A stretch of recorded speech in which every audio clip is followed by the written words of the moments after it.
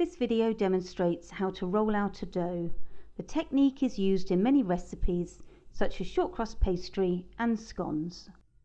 For details on how to rub in and form a dough, watch the other videos in this series. Sprinkle a little flour onto a clean work surface and onto the rolling pin. Ensure that flour is provided in dredgers or a little is given in small pots with a spoon. Pupils should not sprinkle from the bag to avoid a mess or put their hands in the bag for hygiene reasons. Start rolling over the dough evenly.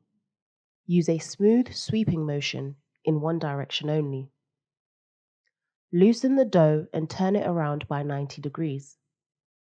You might need to use your hands to keep it in shape. Continue turning the dough, making sure that it doesn't stick and stays in a round shape. Keep rolling until the dough is the right thickness for what you are making. For pastry, it might be the thickness of a pound coin, and for scones, it might be around 1.5 centimeters. Roll in one direction only to help stretch the dough uniformly. Turning the dough helps to stretch the dough in another direction. For certain thicknesses, you could use everyday objects as a guide, for example, a £1 coin. You may need to sprinkle more flour onto the rolling pin and work surface.